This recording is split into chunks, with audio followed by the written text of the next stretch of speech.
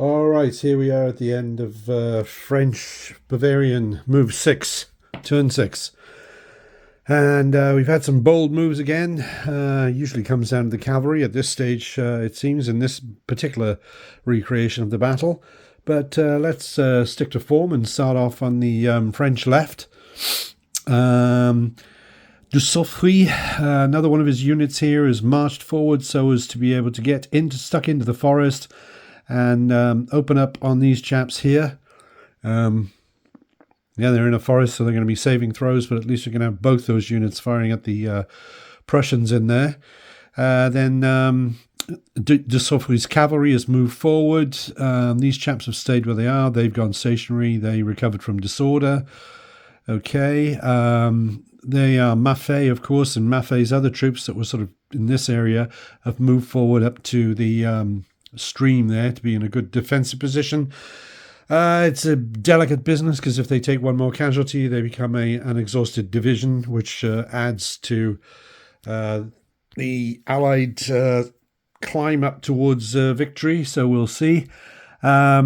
These chaps have sort of lined themselves up a little bit better.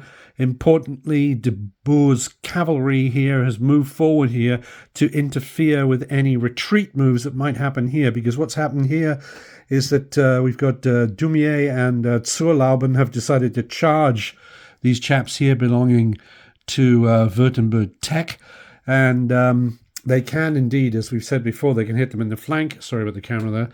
They can hit them in the flank, and of course, so if they have to retreat, they retreat away from the mass of the enemy, which is basically here in between them. Draw a line from there to the center of that unit there, which is going to take you in this direction. But it is, in fact, it's not going to go towards Oberglau as such. It's going to go towards that unit of cavalry there. Okay, so, I mean, I suppose one way you can do it is, as I often do it, is if you look at the shadow rather than the pencil here. So there we go, look at the shadow. So we can see we clearly hit the cavalry there. So my argument is, if you've got enemy, you have to divert around them by the shortest possible route. So they would, if they weren't there, they would go that way. But they are there, so they have to divert around them. And they're going towards the cavalry, not the town. So they're not going to divert that way. They're going to divert that way. Now, what that means is that they are going to go straight through them if they have to do a retreat move, which, of course, will disorder them. Right. There's a very good chance that that will happen. The French are hoping that with a spot of luck, they might be able to exhaust that division. They might even be able to collapse that division. We shall see. Then the other thing that happened was charging majestically across the plain was Dumier's cavalry here. This is definitely a bold move, and they've even got Tallard himself leading the cavalry charge against these chaps here, Wood's brigade of Cutts division.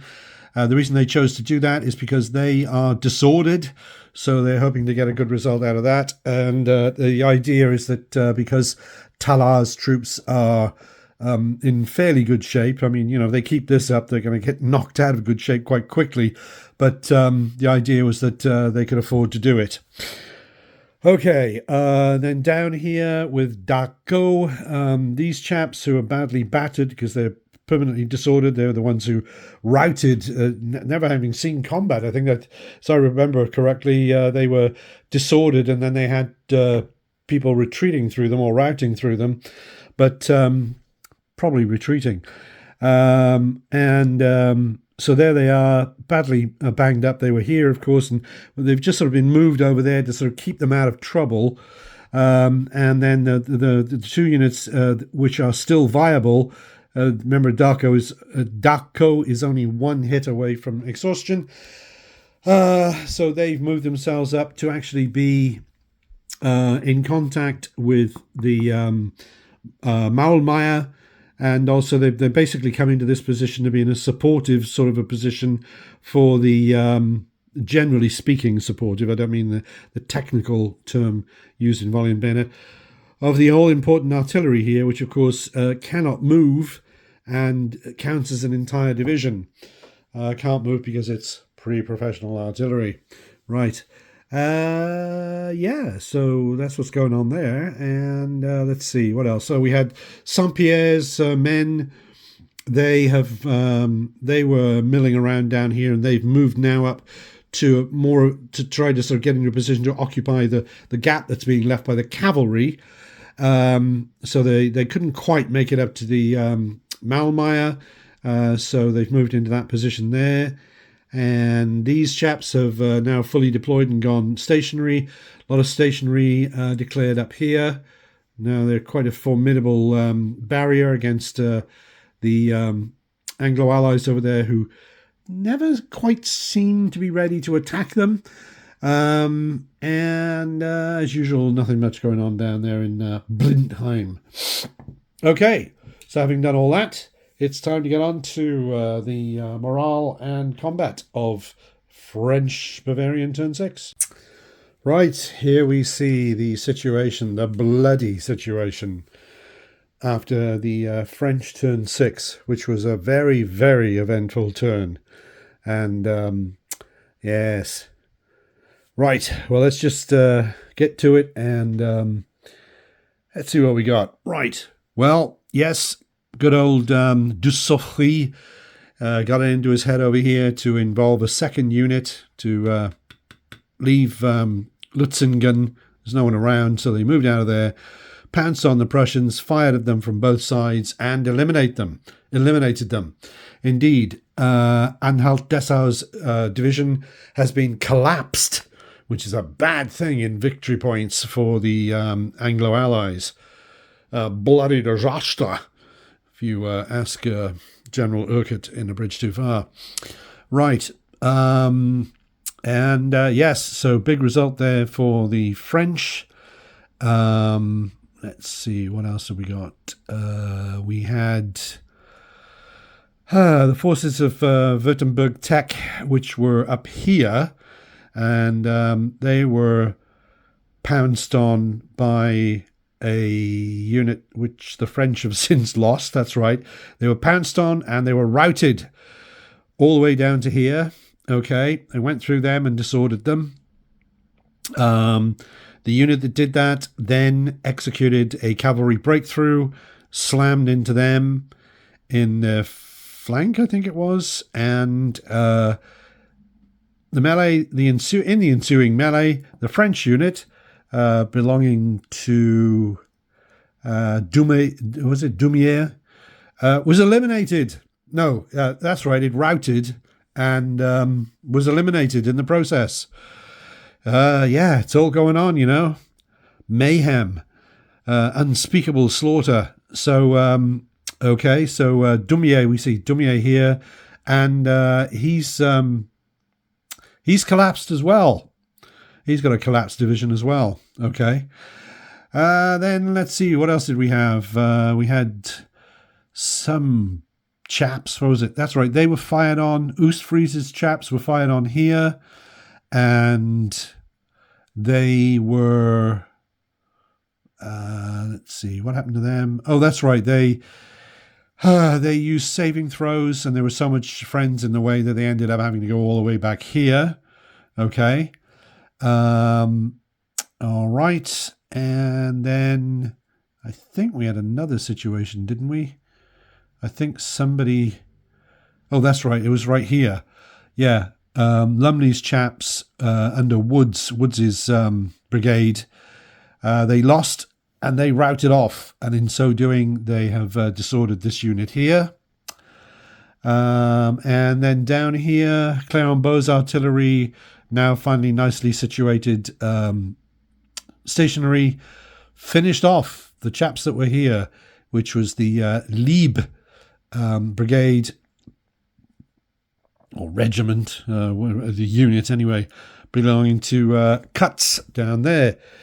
And so as a result, things have changed rather in the victory point tally. Now, remember, under the rules of this scenario, if the Anglo-Allies have lost have an exhausted division, we'll count that as 1 victory point for the French. They need to get 10 to win the battle. If by contrast they collapse a division, it counts as 2 victory points. And now they are on 9 victory points. So all they need to do is exhaust one more division and they have won the battle.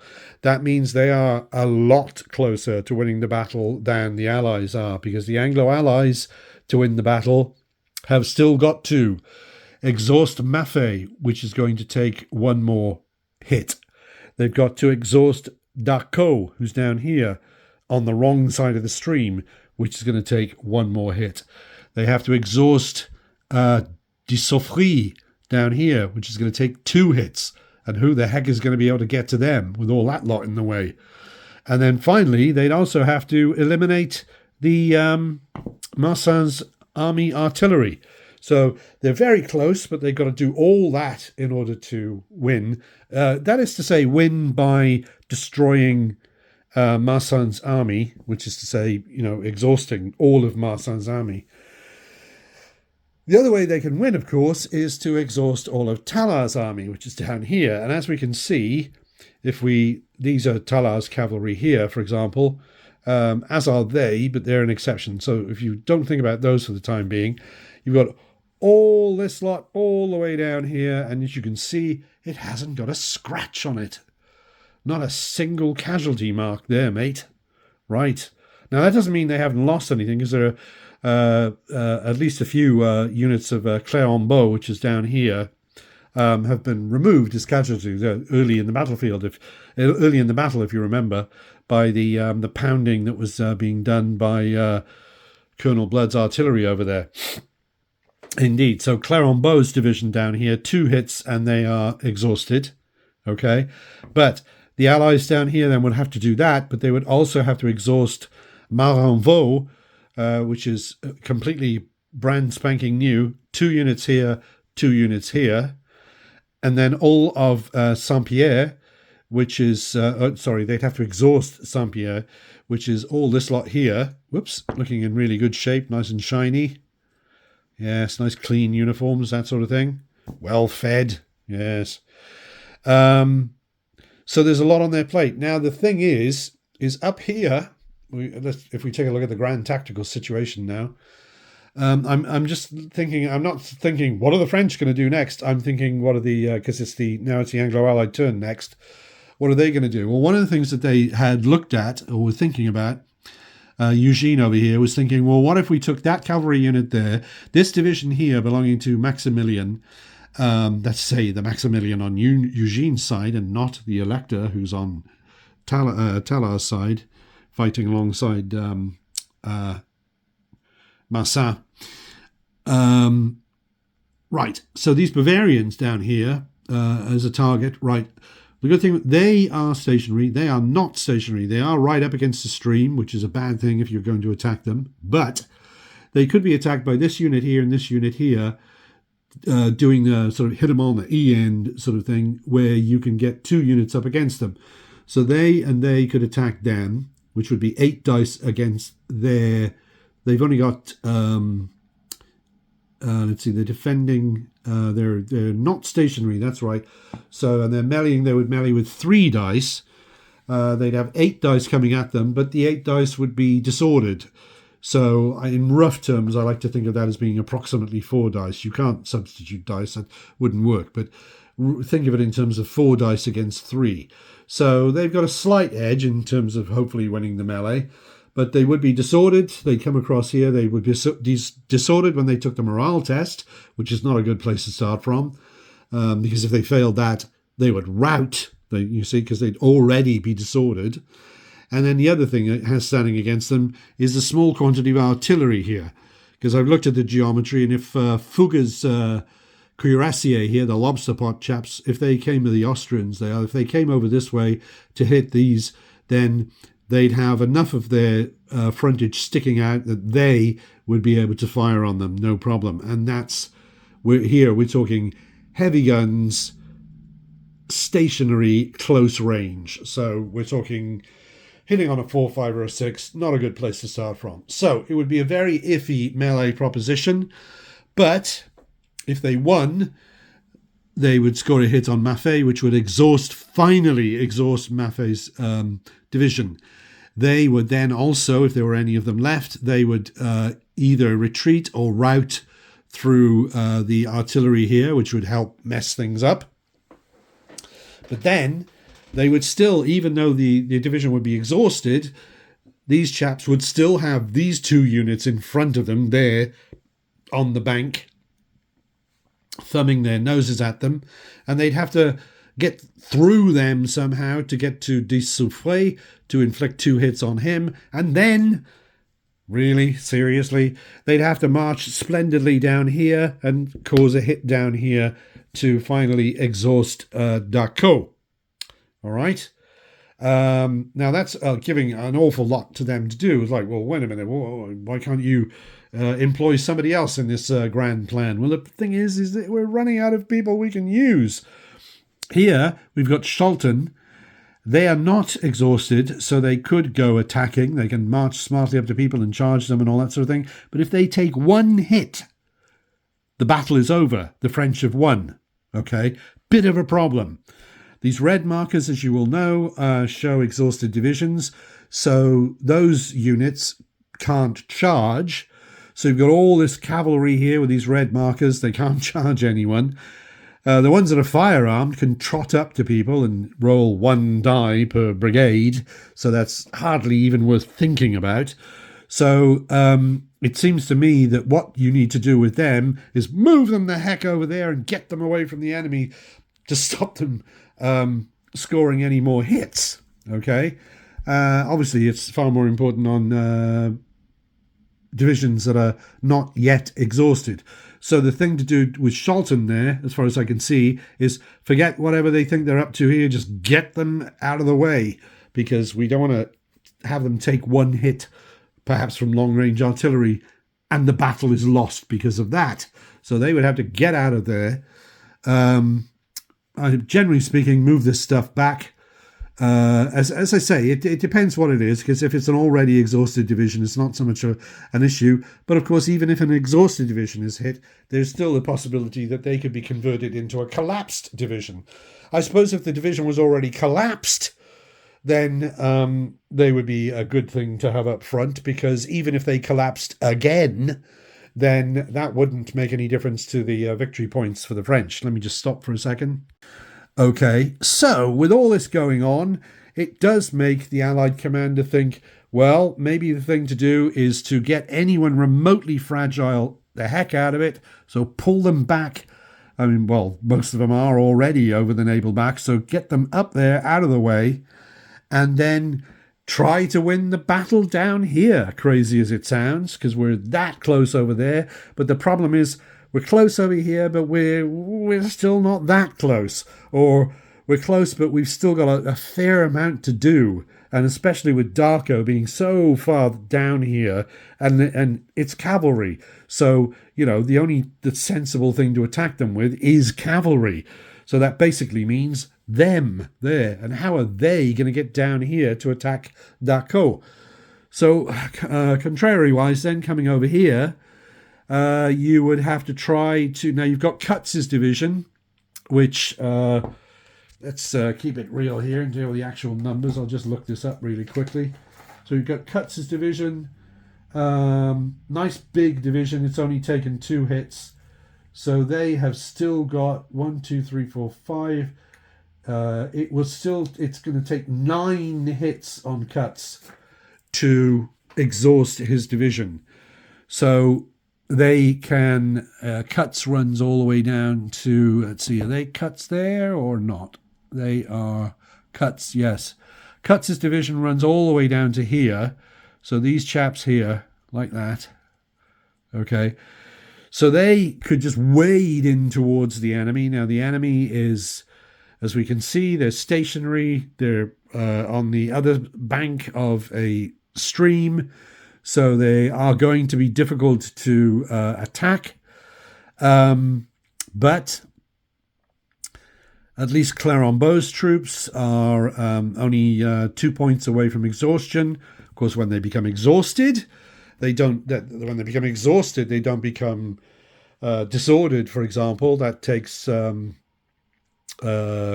collapse for that to happen. But so at least they're at a disadvantage. They can't recover from disorder, and I'm pretty sure if they're exhausted, they can't. They can't be stationary, can they? No, I'm pretty. Let me just check on that. Where is it? Exhaustion. Yes. Yeah. They will lose their. They can't go stationary, and they will lose their stationary status. Right. So if we could cause a couple of hits on them, that would help things along enormously. Yeah. So it would just be.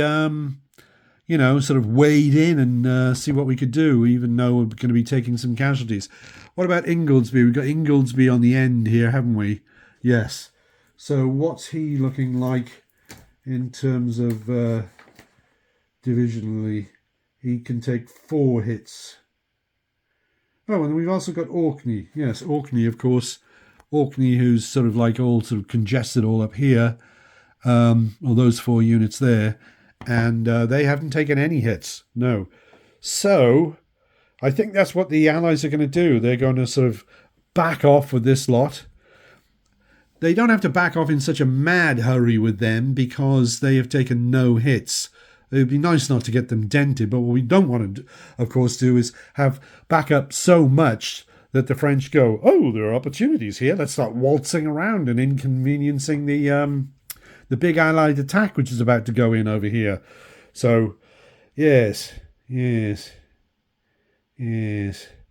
So I think that's what's going to happen. Yeah, because trying to do all that down here with Eugene's division down here under Maximilian, it's too tall. It's a fantasy to imagine that they could go, well, we've beat you, right, we've exhausted you, and now we're going to come here and exhaust you. Like, nah, it's not going to happen. So we're going to have to carry on here with the chaps are going to have to go over the top. Well, they're already on the other side of the stream. So they have to just sort of waltz across. And in the face of considerable enemy fire, I mean, look at it. 1, 2, 3. And they're all stationary, And they're all on the other side of a stream. But we are going in with, they've got, early fire discipline. So that makes them. That means poor musketry in volley and bayonet terms. So that's good. And we're going in with several units have got dedicated guns. They've got dedicated guns, for example. They haven't. Hanoverians. They've got dedicated guns. They've got dedicated guns. They're shock troops. So it could get pretty spicy, but I think that's going to be the plan. Right. All right, and here we are at the end of Anglo-Allied turn 7. The movement in Anglo-Allied turn 7. Right, and so let's start down here. De la Tour, who's exhausted, of course, has basically moved up here to get out of the way so that there can be no chance of these chaps here, de Sophry, coming up here and inflicting more casualties on them, with the potential of there being a test for collapse. And we don't want that happening. These chaps have remained in situ. They're routed. There's nothing that can be done about them. They basically had to be written off. It would take far too long for Eugene to get down there to rally them. He'd have to go all the way around here, across a stream, across another stream, come down here. Battle will be largely over by then, so there we go. Here we've got a big muddle traffic jam, but basically all this exhausted cavalry has gathered itself around that darned artillery unit, which I don't think it's done much in the whole battle, because of course that counts as a division, and it's got a strength of 1, so it's like ultimately vulnerable.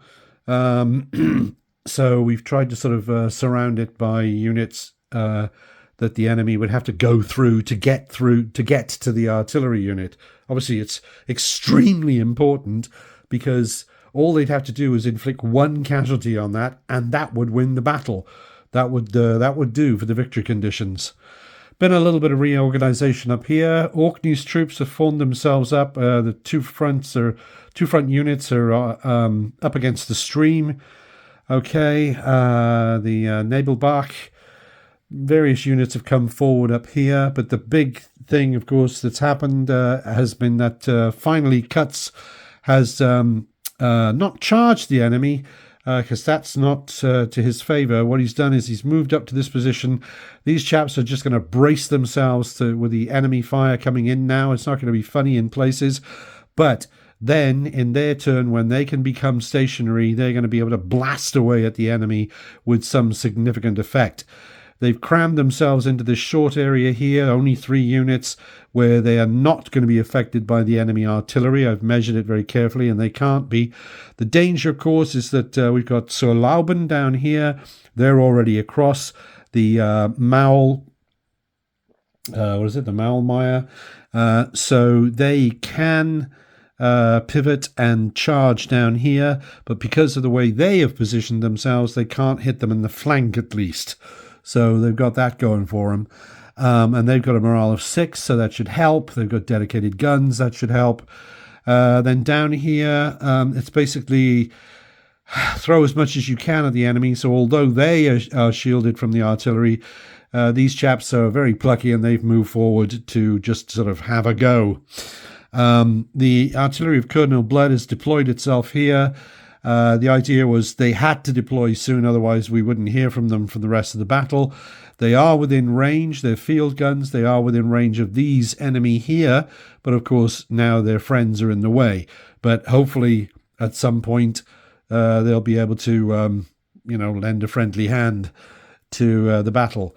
And I'm trying to do this quite quickly because the battery is about to run out on the camera. So I think that's pretty much it. Yeah, attacking here, or rather marching up here, stopping, going to fire and take the fire from the enemy. Here, it's basically circle the wagons around this gosh darned artillery piece, which can't be moved, of course. And then back there, they're okay staying there because no one can fire at them. Even in the French turn, the French can't fire at them unless they move. And then we've got Delatour up there to get them out the way. And then finally, again, recapping Württemberg Tech's unit there, which is, what is it? Kusani, I think it is. Well, they're routed, so there's nothing to be done with them. And that's where we are. And here we are at the end of the Anglo-Allied turn 7. And these are dark times for the Anglo-Allies. No, they haven't lost the battle. Battle still rages. But unfortunately, their commander made a serious tactical blunder. I'll blame this one on Charles Churchill, I think. I actually know the commander quite well. But no, let's see. I don't think we really need to... there was hardly anything happening, was there? There was just... There was a morale test here because they were in short range. They passed the morale test. They fired at them. Nothing happened. Okay, and then everything else happened down here.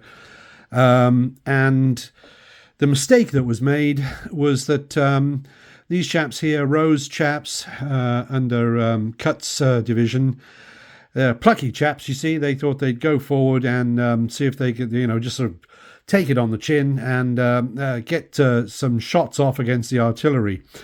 Well, it was a mixed bag because on the one hand, let's see, they failed their morale test. That didn't help. They're disordered. But their shooting were able to get 2 hits on Clermont, on the artillery there and on the infantry there. And that finally exhausted Clermont's. I haven't properly marked them up yet, if I know. But I have removed the stationary markers. So Clermont's division is now finally exhausted. Okay, that's good. No more stationary markers. Okay. But the thing was, because they went there and took it on the chin facing off against the artillery, they took 2 hits. It's a 3-strength unit, but they took 2 hits. Now, these chaps up here, they exchanged fire with the French. They scored a total of 2 hits. The French back at them scored a total of 3 hits. Oh, well. But the thing is that means that 5 hits were scored just in that turn on Cutz's division.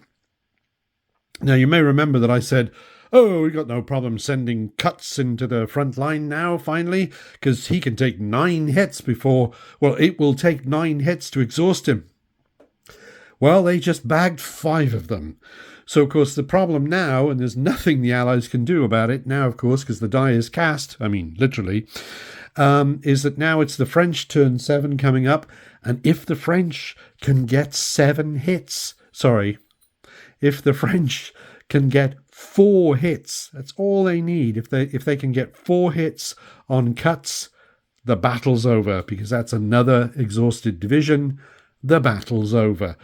Well, these 3 units here, well, I suppose 2 of them were stationary. Yeah, so yeah, things have changed.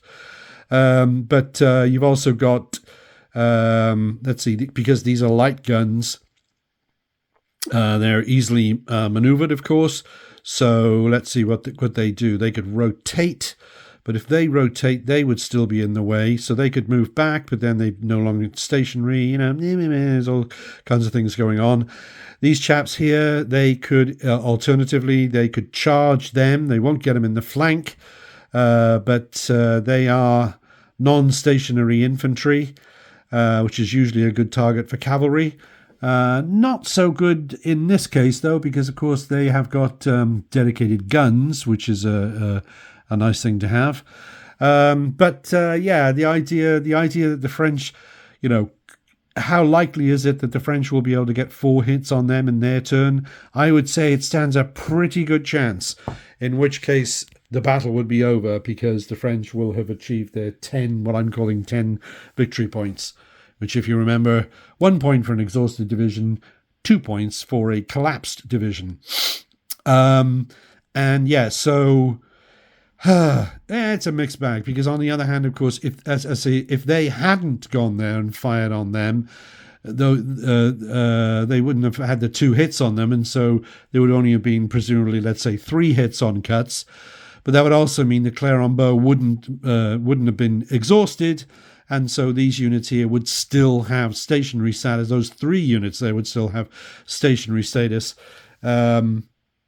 So, yeah, it swings and roundabouts. It's a little bit of this and a little bit of that. No, the Allies are definitely, surely, if the French don't finish them off end the battle with a victory in turn 7, they will surely do it in turn 8 or 9 or 10, one would think. So, not looking good for the Allies right now. And I like that. I mean, I like the fact that, we've got a variation from history. It gives the situation a bit more texture, I think. Because otherwise, if you have a repeat of history, then, of course, you can sort of think, well, I don't know. Could the French ever win this battle? What's going on here? So, anyway, let's see. I've got to mark those. Yeah, I've got to mark Clermont as an exhausted division. And that's the end of the turn, and we go on to French turn 7. Splendid. Well, here we are, and wouldn't you know it, I rather lost track of what I was doing, and I did not do a video segment at the end of the French movement in turn 7, and I went straight on to morale and combat. And that's actually what you're looking at now, but I'll just sort of recreate. So I'll recreate what happened, and I'll talk us through it. Interesting development over here. Darko decided to send, De Lejal, trundling over here to whack and destroy Württemberg Tech's routed unit that was down there. Causes the unit in question to rout if it's hit by an enemy whilst routed, and in so doing they lost their last strength point. That was worthwhile doing, because then if subsequently the Allied commander had rolled on a collapsed division, rolling for collapse of his division, if he had rolled 1, then the division would have collapsed, which would have made the exhausted division worth double the points, victory points as it were, for the French. That didn't happen, as it turned out. But anyway, the French just continue to put the boot in over there. But of course, the main event, as far as French movement went, pretty much status quo down here. De Saulfoy moved here to sort of consolidate a bit. pull out of the Goldberg. Nothing happened here. There's a lot of rearranging going on down here, and sharp-eyed observers can see things didn't turn out well for the Anglo allies down here. In fact, I can tell you now that the battle is in fact over. It is a French victory. They have managed to exhaust/collapse 10. Well, they've got their 10 victory points. I can't say 10 divisions because that's not right, because a few of them are collapsed. Remember, it's 1 point. I know I've said this many times, but I just want to make it clear because it can get a bit of a tangle. 1 point for an exhausted division, 2 points for a collapsed division, and they have reached that total because they have indeed exhausted and collapsed Kutz's division, which I blithely announced only a couple of turns ago, well, 1 turn ago, I think it was actually, that, they've got lots of... They've got 9 points before they hit exhaustion, so let's just send them in. Well, of course, sharp-eyed observers will have noticed that I made a bit of, or rather, I think it was, it's a bit cheesy, I know, but I think it's got something to do with Charles Churchill. I think it's got something to do with Cutts as well. But unfortunately, they made a bit of a fundamental mistake, which Volley and Bayonet gamers are very familiar with and have been writing about, contributing to the literature on the subject for something like the last 25 years? No, it's more than that, isn't it? Last 29 years, perhaps. Which is the one thing you don't want to do, is get hit on the end, and that's what happened. Because, as we said, the gendarmerie, the cream of French horseflesh and cavalrymanship, ridermanship or horsemanry, that sort of thing, they were across the stream down here. So all they had to do was turn to the right and charge down here and hit on the end. They hit Ferguson's unit. Part of the extreme right flank, as it were, of Kutz's division. And the problem with that, of course, was that now they made contact with them right about here. And the problem with that was they didn't hit them in the flank because they weren't far enough. As one rough and ready gauge was that they were within an imaginary arc of fire of Ferguson's when they were here. And the cavalry were here. The Fergusons were tilted towards that angle like that. So they couldn't hit them on the flank, but they did actually hit them on the side of the base, but they didn't count as flanking them, so to speak. But they hit them, and then Ferguson's also had incoming fire from this unit here, and indeed from these chaps here. Okay. Now, as it turned out, the fire from them didn't amount to anything, but the melee from the cavalry and the fire from these chaps scored 3 hits on them, which completely eliminated them. They didn't score any hits themselves, Ferguson's. So, of course, if they're eliminated, the thing you do, unless they've been eliminated solely by fire, which they weren't because it was a melee, is the first thing they do is they rout. And in routing, they disordered 2 units next to them, which were Lieb zu Fuß and the Foot Guards. They went straight through them, like something through a goose. And so they disordered them. Okay, so then we remove Ferguson's because they've been completely eliminated. Now, of course, that means that because their opponents were routed in a melee, they had the option to do a cavalry breakthrough, which they did. So they carried on and then hit in the flank, a genuine flank. They hit Lieb zu Fuß, who was, of course, already disordered. Not surprisingly, it went the way of the French. Lieb zu Fuß routed, and they routed, of course, through the Foot Guards, who next to them were already disordered. You can see where this is going, right? So that meant that the Foot Guards routed. And then, of course, down on the end here, we had Rowe's unit, which from the previous turn, the previous player turn, had become disordered. And then they had the foot guards routing through them. So they routed. So yes, we had 4 units rout, just dump, dump, dump. It's rolling up the line, as they call it. So it was a disastrous tactical error had been made by, I won't even call them the Anglo-Allies, I'll call them the British. Well, the British commanders at least. Because, let's see, at least one of the units, Lieb zu Fuss. I'm pretty sure they didn't come from England, excuse me, Britain. Sounds a bit German to me. So I believe they were, what are they? They're Hanoverian, I think they are. Let's have a quick look. Hanoverian, yes, brave chaps. But they did get well clobbered, yes. Mixing things up over here. What am I doing? Right. So, I was fiddling with those chaps over there in case you're wondering what the hell was happening there. Right. So we did, let's see, the foot guards, because they hadn't already taken casualties, probably, they do still exist. So, they'll be able to raise a glass to fallen comrades in the officers' mess and all that sort of thing. But yes, Kutz's division that was sent in to finally put the boot into Clermont and all that sort of thing virtually doesn't exist anymore. General Lee, sir, I have no division, as the line goes from the film Gettysburg.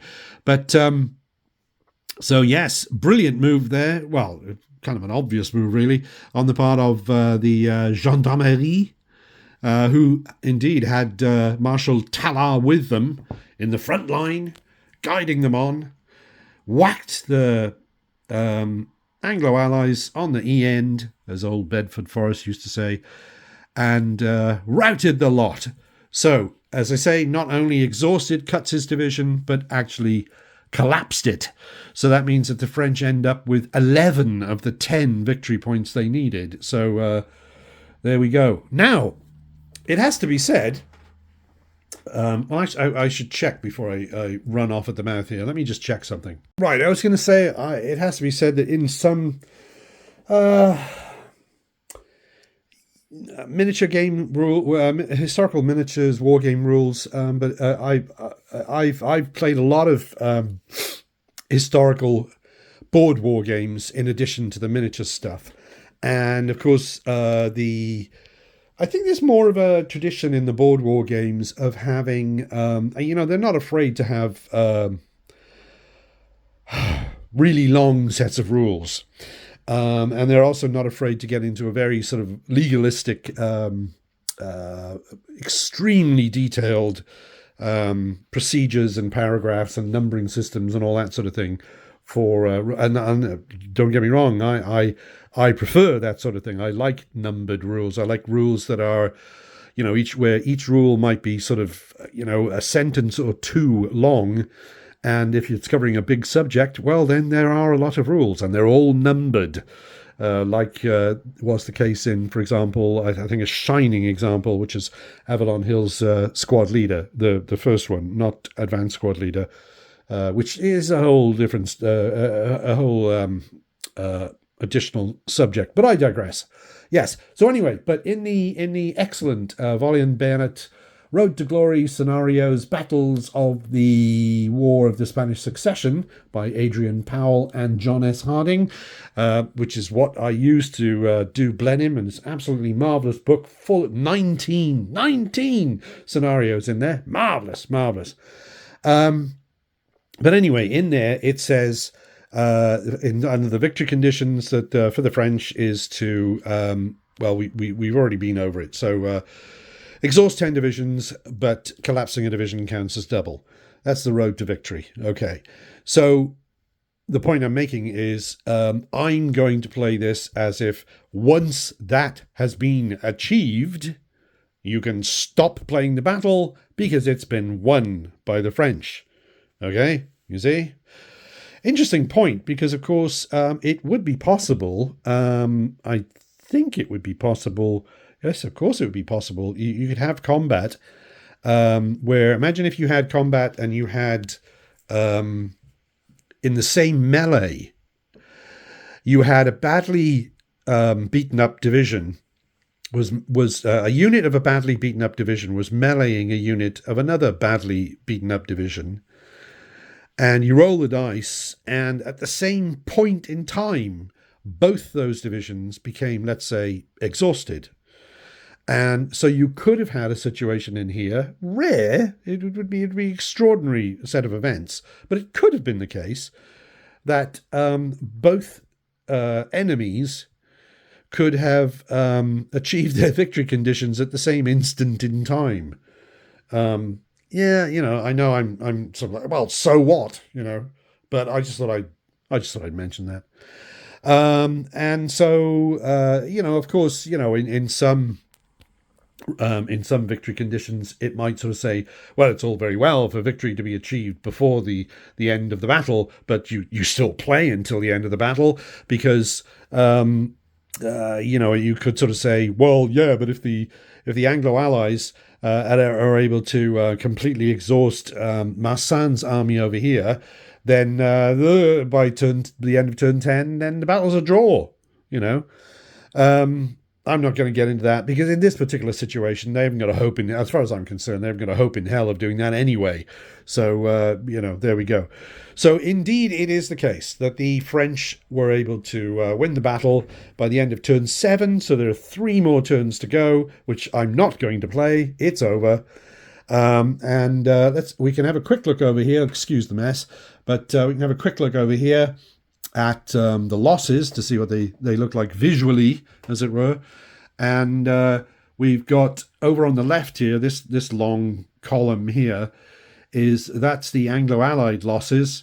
And so we've got going all the way up to here is Eugene, and then further up is Marlborough, and then here you have the losses of Marsin, and then there you have the losses of Tala. Okay, and they are, well, I suppose I could count them up. Hang on a second, let's see what we got. Let's give you some statistics.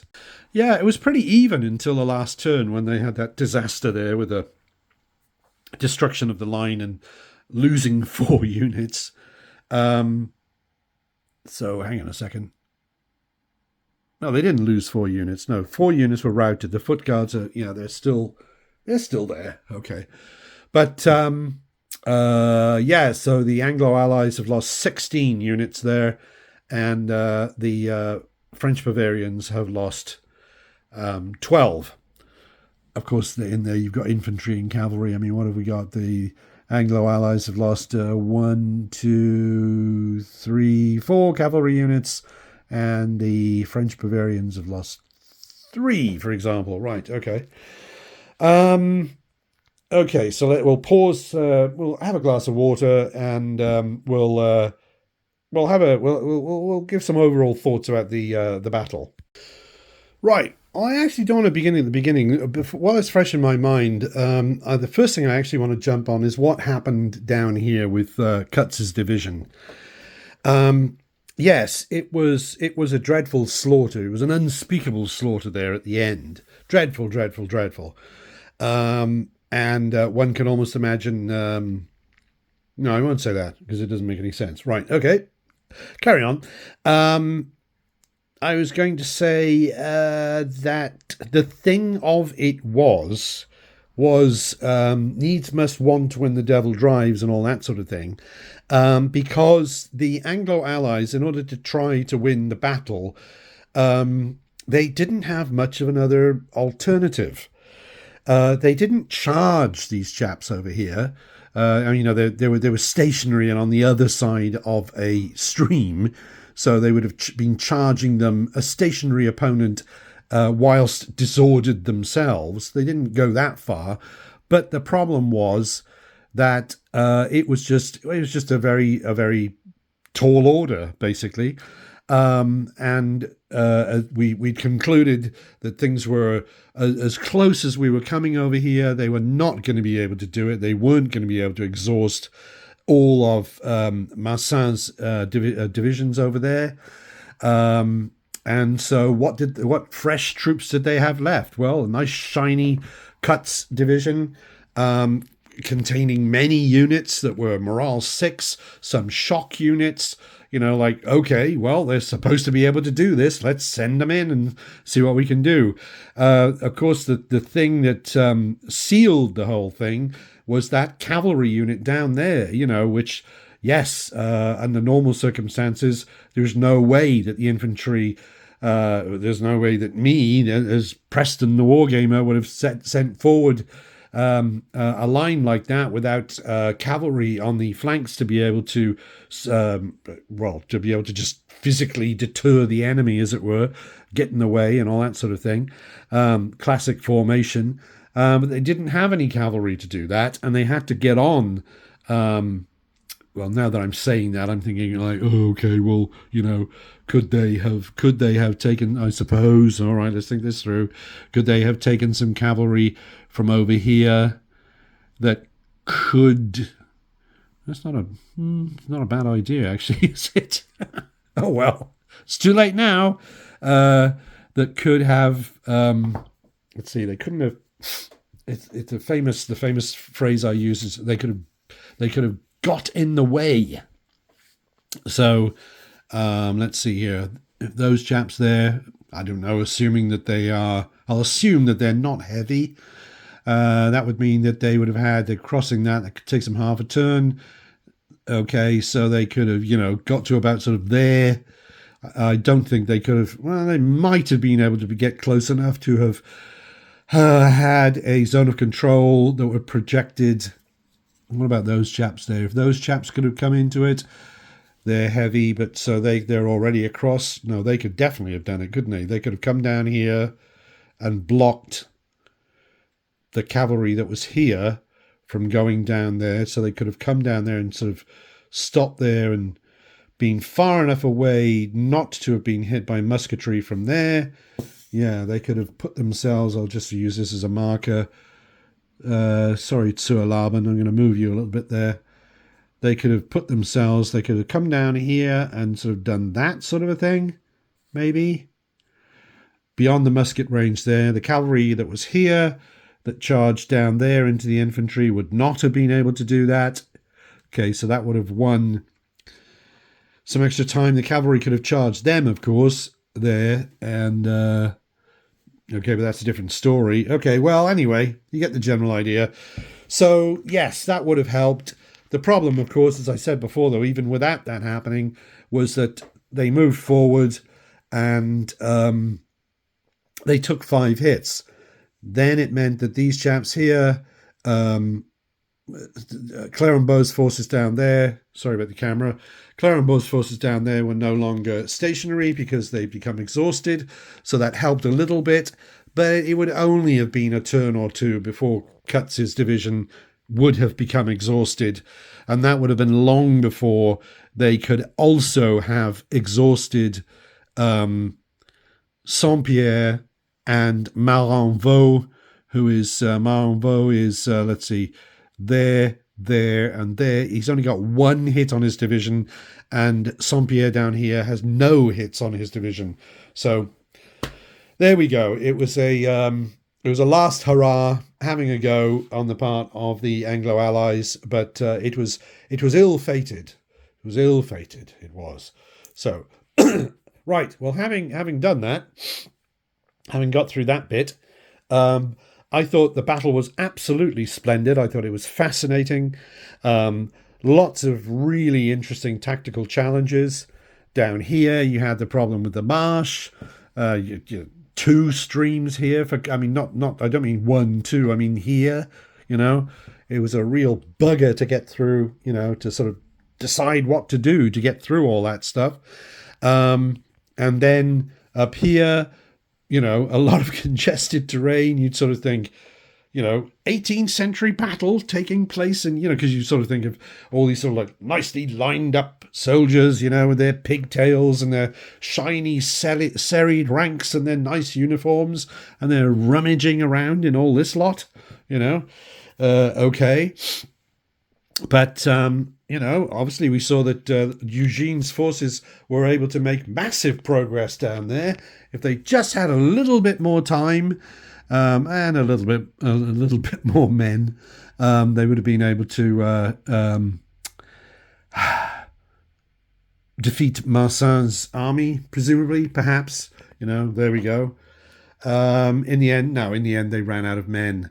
And we did have some salutary lessons. We had, what did we have? We had down here, Darko's cavalry, those two units there that were weren't routed by combat, if my memory serves me. There's another one down here, isn't there?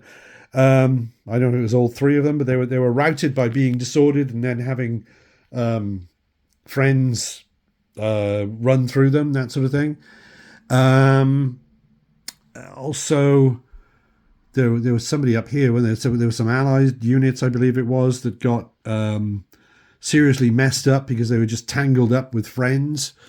Okay, well, you're going to get some of that, and so on. But it was fascinating because before Volley and Bayonet for me has always been. Let's see. Well, I've done the 7 Years' War. I've done the American War of Independence. I've done the Napoleonic several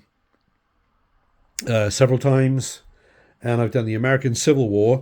So it's been interesting because the last 3 games I've played of Volley and Bayonet, which have all been this year of 2025. The last 3 games I played have been Preußisch Eylau.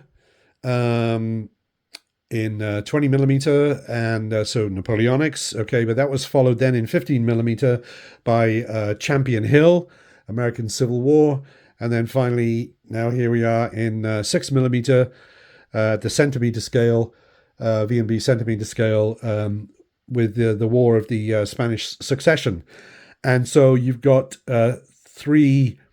It's all horse and musket, yes, but you got Napoleonic in the center there, and then you go into the future with the American Civil War, and then you go a long way back, 100 years before Napoleonic, with what we see here, the War of the Spanish Succession. And, great system, it works throughout it all, but we've got some very different weapons technology, training, and so forth, and so on. And so in this, it's been very interesting to be using the poorly trained troops, for example, who, I mean, even the really nice British regiments down here are poorly trained under the V&B system. So it means that they get no free facing change. So it means that moving them is a lot more difficult, has to be a lot more rigid.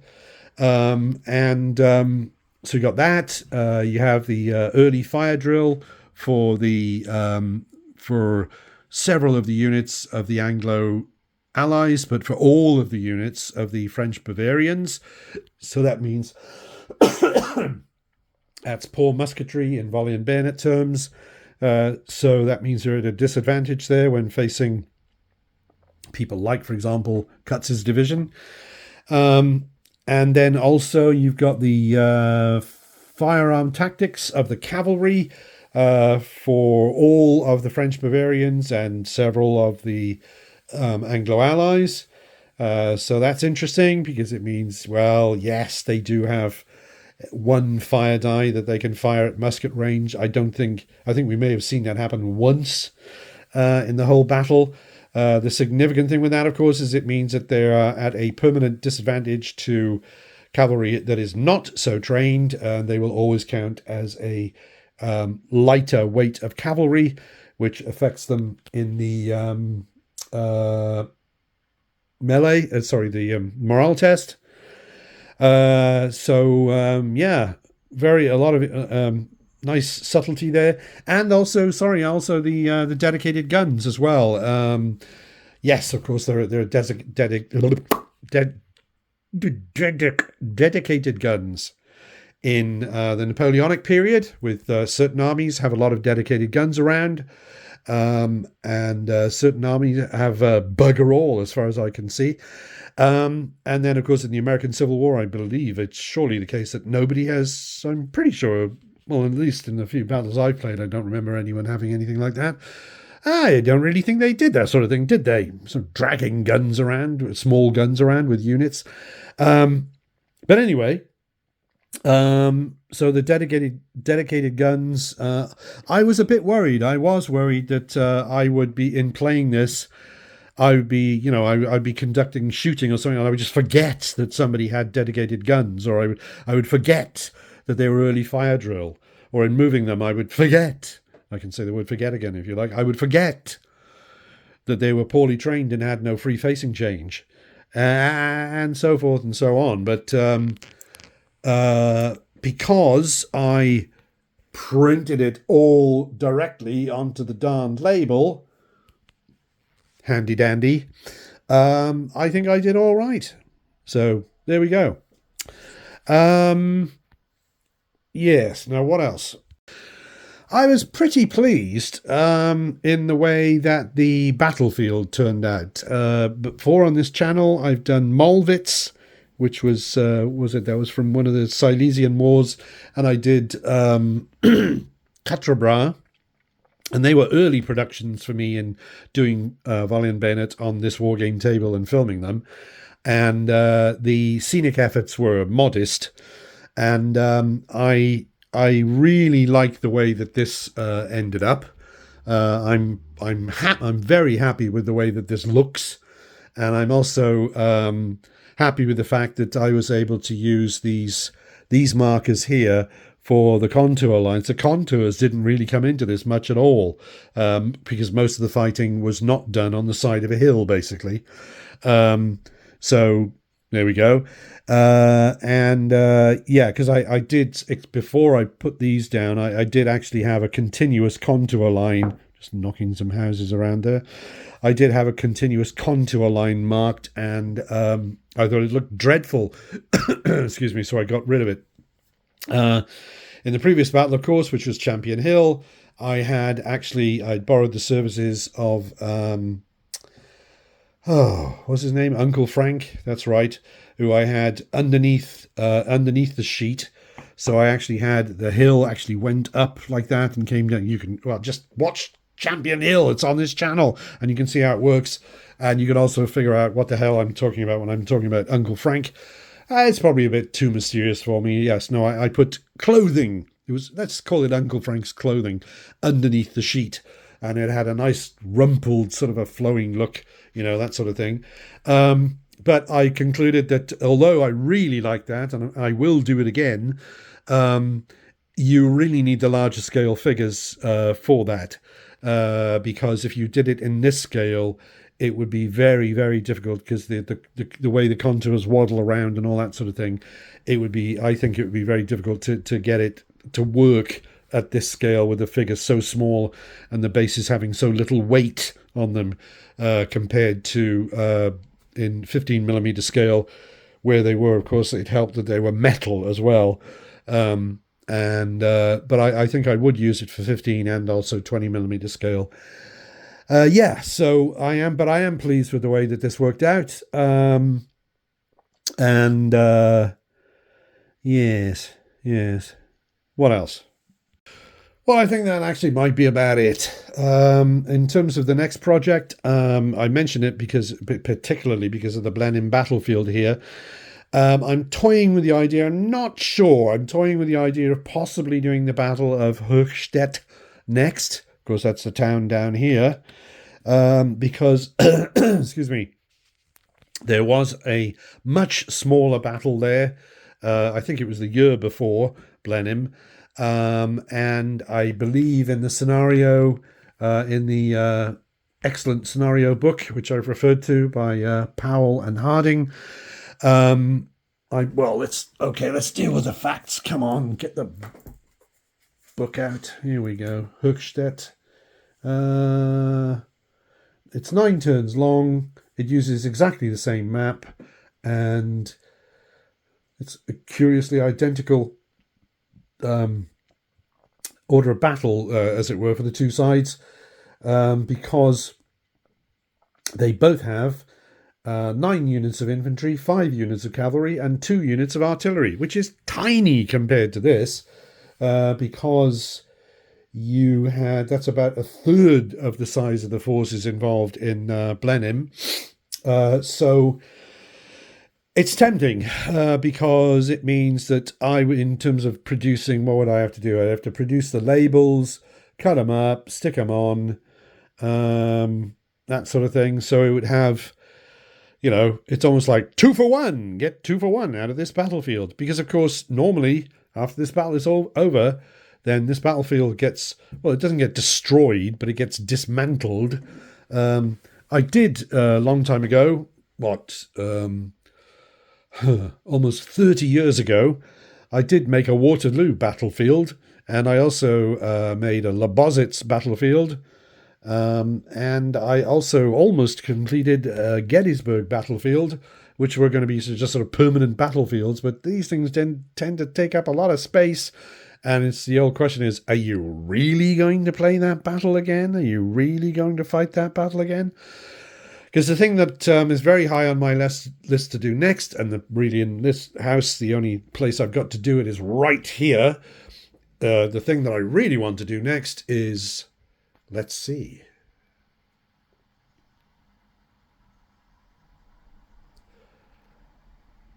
Play this board game. Yes. And yes, it's not a solo board game, and I would be playing it solo, but I've done that sort of thing many times before, and I don't care. So, because I haven't got anyone who would play it with me. So there we go. So I don't know which one's going to win out on that one. We shall see. But anyway, that's enough. It's been great playing Blenheim. Again, taken from the book Battles of the War of the Spanish Succession by Adrian Powell and John S. Harding. Thank you to those gentlemen for their splendid work. And thank you to the Volley and Bayonet rules, as always, the Volley and Bayonet Road to Glory rules, I should point out. Thank you to Irregular Miniatures for producing these splendid miniatures. And what else have we got? And I'm sorry if I've forgotten anyone's name that I haven't thanked. But apart from that, as usual, I say, here's to it.